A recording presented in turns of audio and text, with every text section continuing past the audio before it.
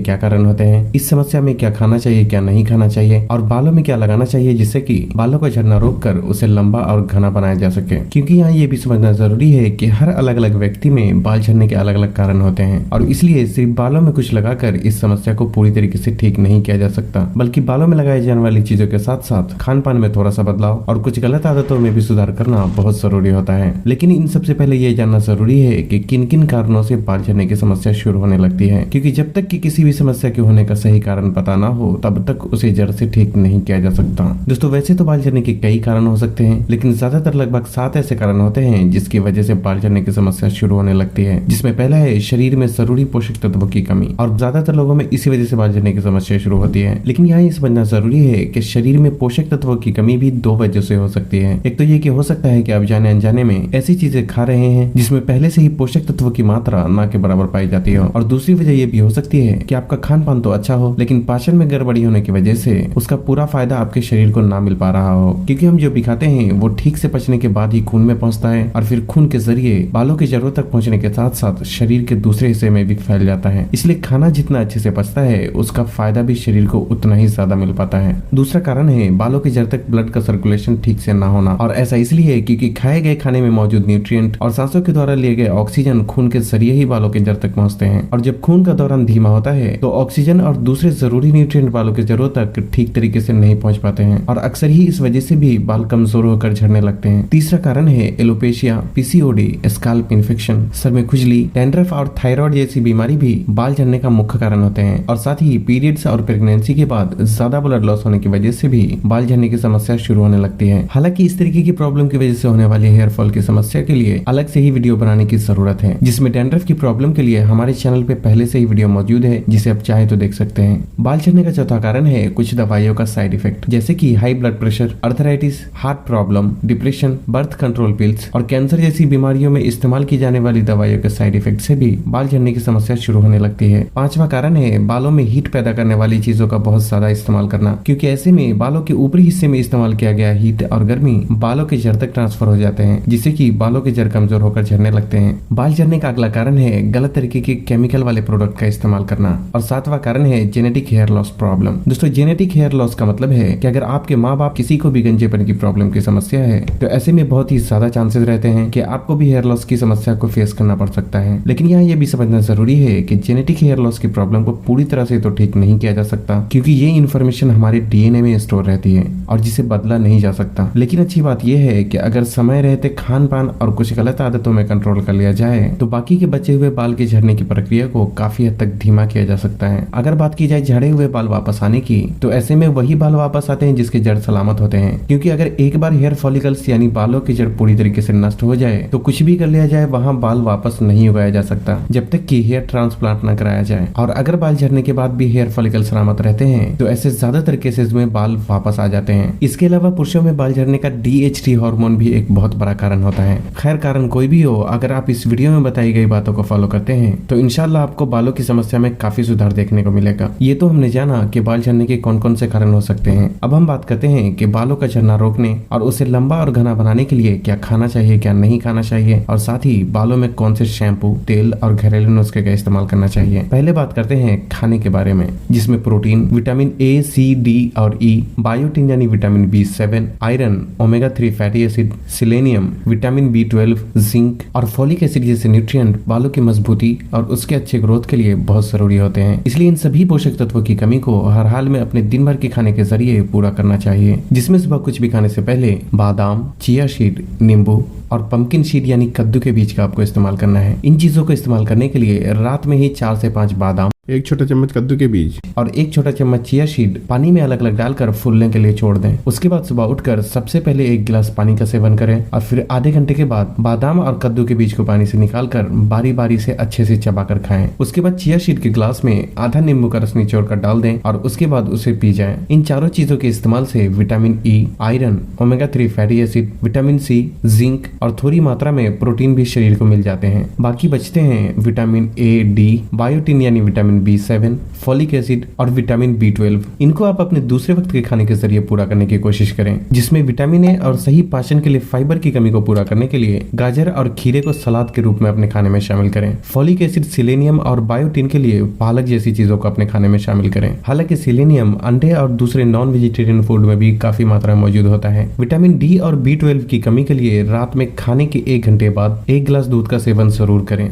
दूध कब, कैसे और कितना पीना चाहिए उस बारे में हमारे चैनल पे पहले से ही वीडियो मौजूद है, जिसे आप चाहे तो चैनल पे विजिट करके देख सकते हैं। हालांकि विटामिन डी की कमी को धूप में 10 से 15 मिनट बिताकर भी पूरा किया जा सकता है, क्योंकि जब हमारी स्किन धूप के कांटेक्ट में आती है तो हमारा शरीर खुद ब खुद विटामिन डी प्रोड्यूस करने लगता है। लेकिन सबसे बड़ी समस्या है विटामिन B12, क्योंकि विटामिन B12 वेजिटेरियन फूड में दूध के अलावा और किसी भी फल या सब्जी में नहीं पाया जाता। हालांकि नॉन वेजिटेरियन लगभग हर खाने में विटामिन B12 कुछ न कुछ मात्रा में पाया जाता है। इसलिए अगर आप वेजिटेरियन हैं तो दूध को अपने खाने में जरूर शामिल करें। इसके अलावा प्रोटीन, क्योंकि एक मैक्रोन्यूट्रिएंट होता है, इसलिए इसकी हमारे शरीर को ज्यादा मात्रा में जरूरत पड़ती है। और यही वजह है कि दूध, पनीर, अंडा, मछली, सोयाबीन, दाल, चना, सोया चंक, मीट और चिकन जैसी चीजों को आप बारी बारी से हफ्ते में अपने खाने में शामिल जरूर करें, ताकि प्रोटीन की कमी को भी पूरा किया जा सके। हालांकि इनमें से किस खाने में सबसे अच्छा और सबसे ज्यादा प्रोटीन होता है, उस बारे में भी इंशाल्लाह अलग से ही वीडियो आ सकती है। साथ ही बालों की अच्छी सेहत के लिए बॉडी को हाइड्रेटेड रखना भी बहुत जरूरी होता है। इसलिए दिन भर में 7 से 8 गिलास पानी पीने का ख्याल रखने के साथ साथ बाहर के खाने के कुछ दिनों के लिए बंद कर दें और घर के खाने पर ज्यादा फोकस करें। अगर आप ऊपर बताई चीजों को अपने खाने में शामिल करते हैं तो सिर्फ बाल ही नहीं बल्कि दिल, दिमाग, त्वचा,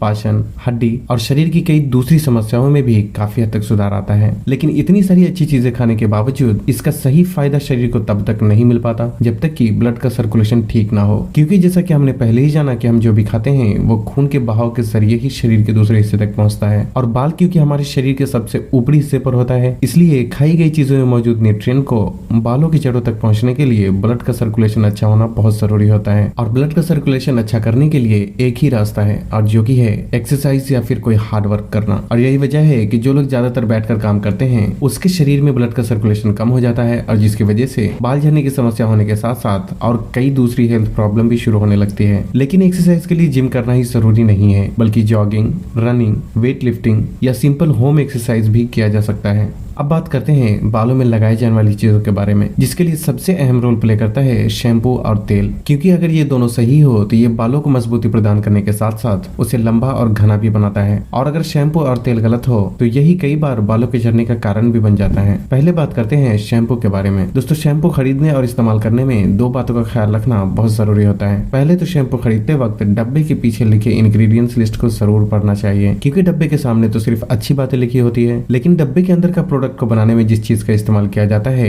वो डब्बे के पीछे इंग्रेडिएंट्स लिस्ट में लिखा होता है। अगर किसी भी शैम्पू को बनाने में अल्कोहल, SLS यानी sodium lauryl sulphate, paraben, artificial fragrance, triclosan और सिंथेटिक कलर जैसी चीजों का इस्तेमाल किया गया हो तो ऐसे शैम्पू को बिल्कुल भी ना खरीदें, और जहां तक हो सके ऑर्गेनिक और नेचुरल शैम्पू का ही इस्तेमाल करने की कोशिश करें। इस तरह के ऑर्गेनिक शैम्पू आप ऑनलाइन भी आसानी से खरीद सकते हैं, और इसके लिए खादी नेचुरल हब का आंवला भृंगराज शैम्पू एक बेहतर ऑप्शन हो सकता है। मैं इसके बारे में आपको इसलिए बता रहा हूँ क्योंकि इसे मैंने खुद इस्तेमाल किया है, लेकिन ये जरूरी बिल्कुल भी नहीं है कि आपको भी इसी का इस्तेमाल करना है। अगर आपको इसके अलावा किसी दूसरी कंपनी का भी केमिकल फ्री शैम्पू मिलता है तो आप उसका भी इस्तेमाल कर सकते हैं। लेकिन कई बार शैम्पू सही होने के बावजूद उसके इस्तेमाल में की गई गलतियों की वजह से बाल झड़ने की समस्या शुरू होने लगती है, और इसलिए शैम्पू कब, कैसे और हफ्ते में कितनी बार इस्तेमाल करना चाहिए उस बात का भी पता होना बहुत जरूरी होता है। यहाँ समझने वाली बात यह है कि शैम्पू बालों की गहराई से सफाई करने का काम करता है, और इसलिए हर रोज इसका इस्तेमाल करना बिल्कुल भी जरूरी नहीं होता, बल्कि शैम्पू का इस्तेमाल आपको तभी करना चाहिए जब आपको लगे कि सर को ज्यादा अच्छे से साफ करने की जरूरत है, चाहे वो डेली हो या फिर हफ्ते में 1 से 2 बार। जब भी आपको जरूरत हो तभी शैम्पू का इस्तेमाल करें, नहीं तो बाल धोने के लिए सिर्फ सादे पानी का इस्तेमाल करना चाहिए, क्योंकि जरूरत से ज्यादा शैम्पू का इस्तेमाल करने से भी सर की ऊपरी त्वचा ड्राई हो जाती है और बाद में ये भी बाल झड़ने का कारण बन जाता है। अब बात करते हैं तेल के बारे में। दोस्तों, बालों में लगाई जाने वाली सभी चीजों में सिर्फ तेल ही एक ऐसी चीज होती है जो कि सबसे बेहतर तरीके से बालों के जड़ों तक पहुंचता है। इसलिए अगर तेल सही हो हो तो ये बालों की जड़ को मजबूत करता है, लेकिन अगर आप जाने अनजाने में गलत तरीके के तेल का इस्तेमाल करते हैं तो ये बालों को काफी हद तक नुकसान भी पहुंचा सकता है। और इसलिए सर में इस्तेमाल किए जाने वाले तेल का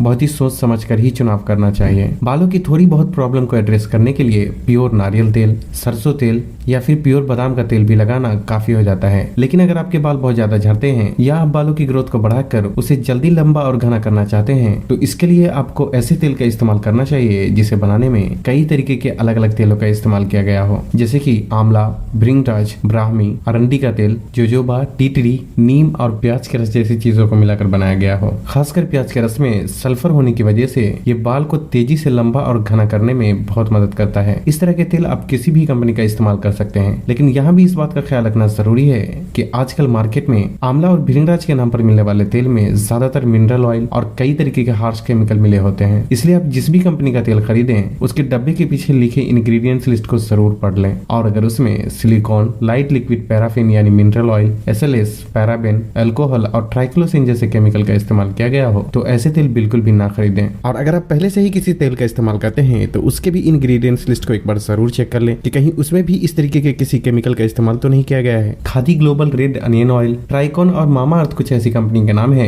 जिसके तेल काफी हद तक केमिकल फ्री होते हैं, और आप चाहें तो इनमें से जो भी आपको पसंद हो उसका इस्तेमाल कर सकते हैं। आपकी आसानी के लिए मैं कोशिश करूंगा कि इसकी लिंक भी डिस्क्रिप्शन में डाल दूं, लेकिन कई बार अच्छे तेल का भी गलत तरीके से इस्तेमाल करने से फायदे के बजाय नुकसान का सामना करना पड़ जाता है, और इसलिए ये भी जानना जरूरी है कि सर में तेल कब, कैसे और हफ्ते में कितनी बार लगाना चाहिए। दोस्तों, बालों में तेल लगाने का सबसे सही तरीका यह है कि रात में बालों में तेल लगाकर 4 से 5 मिनट तक अपनी उंगली की मदद से मसाज करें ताकि तेल बालों की जड़ों तक पहुंच जाए। उसके बाद तेल बालों में पूरी रात लगा छोड़ दें, फिर सुबह उठकर धोकर साफ कर लें। और अगर आप किसी वजह से ऐसा नहीं कर सकते तो आप नहाने से 1-2 घंटे पहले भी बालों में तेल लगा सकते हैं और फिर नहाते वक्त उसे धोकर साफ कर लें। लेकिन यहाँ इस बात का ख्याल रखना जरूरी है कि गीले बालों में तेल लगाना या फिर दिन के समय बालों में बहुत ज्यादा देर तक या फिर पूरे दिन बालों में तेल लगाकर बिल्कुल भी नहीं छोड़ना चाहिए, क्योंकि ऐसा करने से बालों में लगा तेल धूल मिट्टी को अपनी तरफ खींचता है, जिससे डैंड्रफ और बाल झड़ने की समस्या भी शुरू होने लगती है। साथ ही अगर आपके बाल नॉर्मल है तो हफ्ते में 1 बार भी बालों में तेल लगाना काफी हो जाता है, लेकिन अगर आपके बाल बहुत ज्यादा रूखे सूखे रहते हैं तो हफ्ते में बालों में 2 से 3 बार भी तेल लगाया जा सकता है। अब हम बात करते हैं घरेलू नुस्खे के बारे में, जो कि बालों को मजबूत बनाने और उसके ग्रोथ को इम्प्रूव करने के लिए काफी हद तक मदद करता है। नुस्खा बनाने के लिए आपको जरूरत होगी मेथी दाना, हिबिस्कस फ्लावर यानी गुड़हल का फूल, कड़ी पत्ता और कच्चे नारियल की। सबसे पहले 2 चम्मच मेथी दाना थोड़े से पानी में डालकर पूरी रात फूलने के लिए छोड़ दें, और फिर सुबह उठकर 7 से 8 कड़ी पत्ता और 4 से 5 गुड़हल के फूल, 1/4 कप कच्चे नारियल और रात भर भिगाए गए मेथी दाने, इन सभी को थोड़े से पानी के साथ मिक्सर में अच्छी तरह पीस कर उसे कॉटन के कपड़े में डालकर उसका जूस निकाल लें। फिर उस जूस को अपनी उंगली की मदद से बालों के जड़ में लगाकर 2 से 3 मिनट तक हल्के हल्के मसाज करें, और फिर 10 से 15 मिनट यूं ही लगा छोड़ दें, और जब 10 से 15 मिनट हो जाए तो उसे धोकर साफ कर लें। इसका इस्तेमाल हफ्ते में 1 से 2 बार किया जा सकता है। इसके अलावा ये भी ध्यान रखना जरूरी है कि धूम्रपान, शराब, नींद की कमी और कई तरीके की गलतियां होती है जो कि बालों की समस्या को और भी ज्यादा बढ़ा देती है, और इस बारे में हमने अलग से ही एक वीडियो बना रखी है जिसमें मैंने 20 तरीके की गलतियों को डिटेल में समझाने की कोशिश की है कि ये गलतियां कैसे बालों की समस्या को बढ़ाती है और उन गलतियों में किस तरीके से सुधार किया जा सकता है। उस वीडियो की लिंक आपको इस वीडियो के डिस्क्रिप्शन में मिल जाएगी, और आप उसे ऊपर आ रहे आई बटन पे क्लिक करके भी देख सकते हैं। अब हम इंशाल्लाह हेयर सीरीज की अगली वीडियो यानी पार्ट 6 में जानेंगे कि वक्त से पहले सफेद हो रहे बालों को